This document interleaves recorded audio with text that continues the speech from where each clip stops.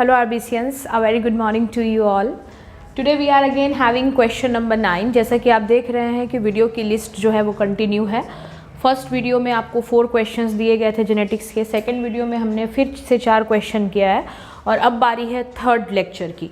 Third lecture में genetics का एक और इम्पॉर्टेंट क्वेश्चन जो 2024 के बोर्ड एग्ज़ाम के लिए काफ़ी ज़रूरी है और वो क्वेश्चन जो बहुत टाइम के बाद रिपीट हुआ है, थैलासीमिया. तो क्वेश्चन आपके सामने है कि right short notes on thalassaemia and its types.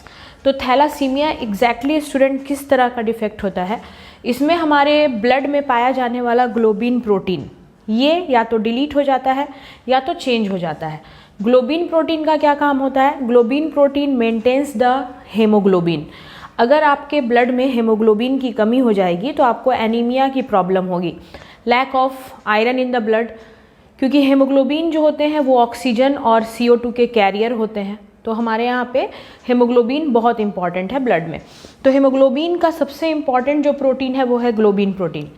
तो जिसको भी थैलासीमिया होता है उनके बॉडी में ग्लोबिन प्रोटीन में म्यूटेशन या डिलीशन देखा जाता है. इसी डिसऑर्डर को हम क्या कहते हैं? थैलासीमिया कहते हैं. तो आप इजीली याद रख सकते हैं कि थैलासीमिया में ग्लोबिन प्रोटीन डिफेक्ट होता है. अब देखते हैं एग्जाम के लिए हमें क्या लिखना है. तो it was reported by Cooley in 1925. सबसे पहला पॉइंट ही ऑब्जेक्टिव है. थैलासीमिया की जो डिस्कवरी है वो कोले साइंटिस्ट जो थे उन्होंने 1925 में इसको डिस्कवर किया था. This is a kind of autosomal recessive disease. Students, autosomal का मतलब होता है कि आपके 21 पेयर ऑफ क्रोमोजोम में से ये किसी ना किसी क्रोमोजोम पर होने वाली बीमारी है. इसका सेक्स क्रोमोजोम से कोई लेना देना नहीं है. और नंबर 2, ये रिसेसिव है यानी कि हिडन है, जो किसी जनरेशन में ऑब्जर्व की जा सकती है, किसी जनरेशन में ये रिसेसिव रह जाती है. ठीक है. दूसरा, expressed in 2 offsprings by union of 2 heterozygous parents. बोला गया 2 पेरेंट्स जो हेट्रोजाइगस होते हैं, जाहिर सी बात है, जैसे XX और XY, these are heterozygous parent, male female. उनके यूनियन से जब वो दोनों आपस में मिलते हैं, रिलेट होते हैं, उनका जो क्रोमोजोम अगली जनरेशन में जाएगा उस क्रोमोजोम में डिफेक्ट होने से ये बीमारी हो जाती है. और इस बीमारी में मेन रीज़न है जीन का म्यूटेशन होना. कौन सा जीन? ग्लोब्यूलिन प्रोटीन का जीन. ग्लोबिन प्रोटीन हमारे हेमोग्लोबिन से रिलेटेड है.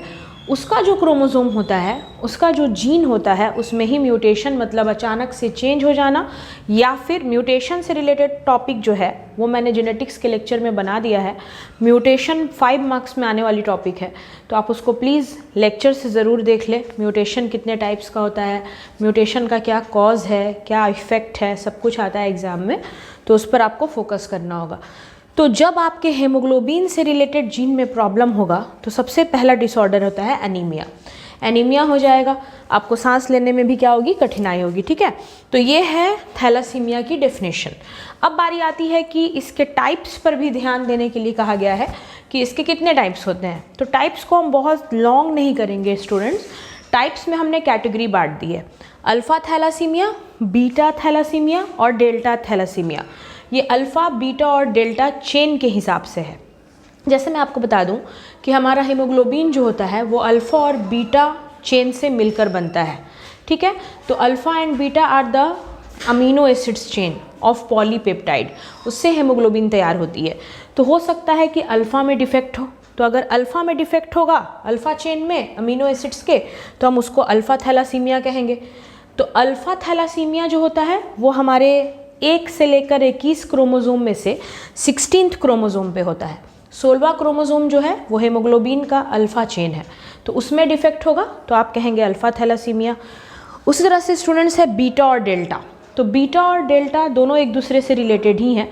दोनों क्योंकि एक ही क्रोमोजोम पर अवेलेबल होते हैं, दैट इज़ 11th क्रोमोजोम. तो आपको यहाँ पे 2 ही क्रोमोजोम याद रखना है. एक है आपका 16th क्रोमोजोम और दूसरा है आपका 11th क्रोमोजोम. तो इन दोनों में से कहीं पर अगर डिफेक्ट हो जाती है तो that is called thalassaemia on category wise. तो थैलासीमिया में याद रखने वाली बात कि इसकी डिस्कवरी कब हुई. नंबर 2, किस प्रोटीन में डिफेक्ट होता है? तो ग्लोबिन प्रोटीन में डिफेक्ट होता है. डिफेक्ट होने से सिम्टम सबसे पहला क्या दिखेगा? एनीमिया दिखेगा.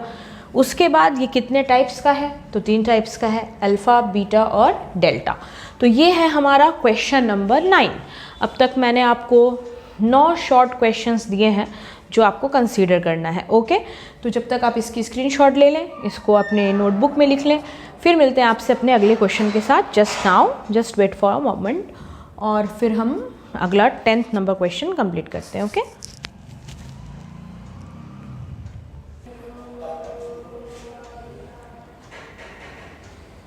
Okay students, now we are having question number 10। ठीक है, तो इसमें आपसे पूछा गया है कि ऐसे एग्जैक्टली क्वेश्चन हमेशा आता रहा है कि सेक्स डिटर्मिनेशन क्या होता है और ह्यूमन बींग्स में सेक्स को डिटरमाइन कैसे करें, लेकिन यहाँ पर मॉडल चेंज कर दिया गया है। यहाँ पर आपसे पूछा गया है कि सेक्स डिटर्मिनेशन कितने टाइप से आप कर सकते हैं, जबकि सिलेबस में सिर्फ एक ही टाइप पढ़ना है, that is chromosomal type of sex determination, जो कि मैंने आपको अपने लेक्चर में कंप्लीट पढ़ाया है। जब आप जेनेटिक्स का लेक्चर देखेंगे तो वहाँ पर क्रोमोजोमल सेक्स डिटर्मिनेशन पढ़ाया जा चुका है। लेकिन 2 मेथड और है जिसको रिजेक्ट कर दिया गया था, 2 मेथड्स और हैं जिसको डिस्कस नहीं किया गया था एनसीईआरटी में, लेकिन फिर भी इसके बारे में मैं बता दूं। सबसे पहला मेथड जो शुरू किया गया था वो था इन्वायरमेंटल। इसमें इन्वायरमेंट के इन्फ्लुएंस के अकॉर्डिंग सेक्स डिटरमाइन कर लेते थे। जैसे अगर कोई ऑर्गेनिज्म हाई टेम्परेचर पे एग लेइंग कर रहा है तो उससे मेल ऑफस्प्रिंग पैदा होगा, कोई ऑर्गेनिज्म लो टेम्परेचर पर एग लेइंग कर रहा है तो उससे फीमेल ऑफस्प्रिंग का बर्थ होगा। तो ये कंसिडरेबल था, कभी कभी ये सही भी हो सकता था, कभी कभी ये गलत भी हो सकता था। तो इन्वायरमेंटल सेक्स डिटर्मिनेशन क्या होता है? Influence on environment. ये इन्फ्लुएंस होता है इन्वायरमेंट से। जैसे एग्जांपल दिया गया कि मैरीन मोलस्क की जो फैमिली होती है वो फीमेल चाइल्ड को डेवलप करेगी अगर वो अकेले ही रियरिंग कर रही है, अकेले ही अगर वो कहीं पर सिंगल छुप कर अकेले रियर कर रही है अपने अंदर एग को, तो उससे हमेशा फीमेल डेवलप होगा। लेकिन अगर वो ग्रुप में है और ग्रुप में उसकी रियरिंग चल रही है तो वो मेल ऑफस्प्रिंग को जन्म देगी।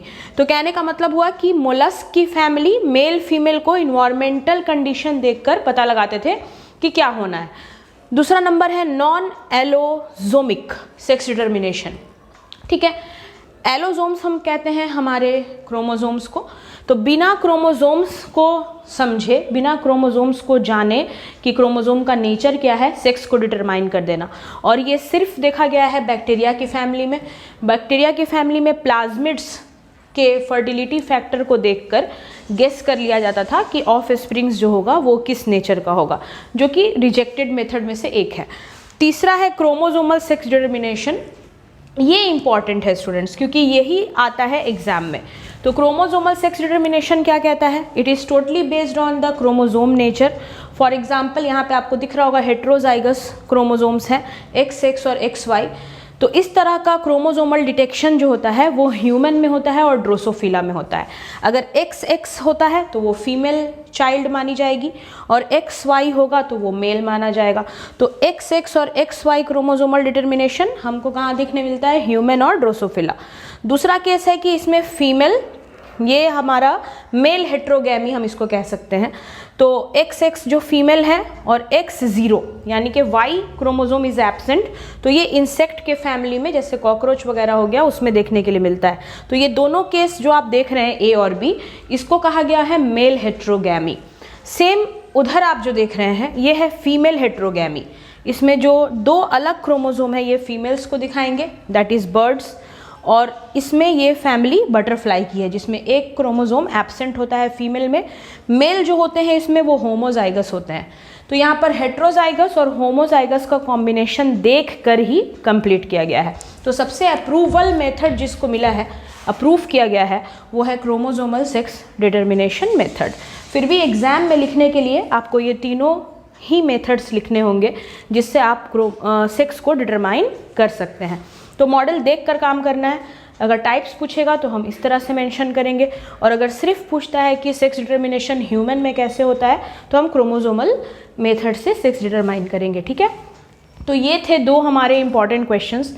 इसी तरह से बैक टू बैक बार बार आपको क्वेश्चंस मिलते रहेंगे। ठीक है, आपका मेन काम होगा इसको शेयर करना, इसको आप ज़्यादा से ज़्यादा नोटबुक में लिखिए ताकि आपका ये कंप्लीट होता चले। ठीक है, मिलते हैं आपसे फिर अपनी अगली वीडियो में। Till then please take care, have a safe day, thank you.